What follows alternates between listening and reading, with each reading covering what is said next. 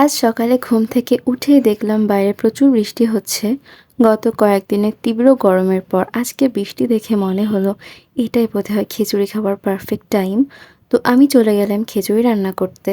প্রথমে আমি ৩ কাপের মতো চাল নিয়েছি এবং ২ রকমের ডাল নিয়েছিলাম। এখানে ছিল মসুর ডাল এবং কলাইয়ের ডাল। তো এগুলো আমি ধুয়ে নিয়ে কিউব করে কেটে রাখা আলু, পেঁয়াজ, বেশ অনেকটা রসুন এবং স্বাদমতো কাঁচামরিচ দিয়েছি। এরপরে দিলাম লবণ, হলুদ, জিরা গুঁড়া, ধনিয়া গুঁড়া এবং পরিমাণ মতো তেল দিয়ে আমি এগুলোকে মাখিয়ে নিলাম।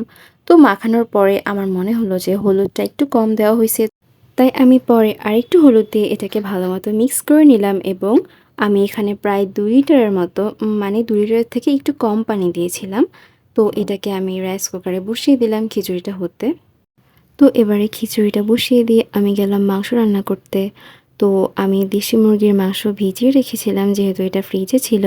মাংসগুলো ছাড়িয়ে যাবার পরে আমি একটা কড়াইতে পরিমাণ মতো তেল, আদা, রসুন, পেঁয়াজ বাটা, জিরা গুঁড়া, ধনিয়া গুঁড়া, শুকনো ঝালের গুঁড়া, লবণ এবং হলুদ দিয়ে মশলাটাকে কষিয়ে নিলাম। এরপরে মাংসগুলো এতে দিয়ে নেড়ে আস্তে আস্তে কষিয়ে নিচ্ছিলাম। তো এগুলা নাড়ার পরে আমি সামান্য পানি দিয়ে এটাকে ভালো মতো কষিয়ে নিলাম। কষানোর জন্য আমি যে পানিটুকু দিয়েছিলাম সেটা যখন শুকিয়ে আসবে আর যখন মাংসটা ভাজা ভাজা দেখা যাবে তখনই বুঝবো কষানোটা কমপ্লিট হয়েছে।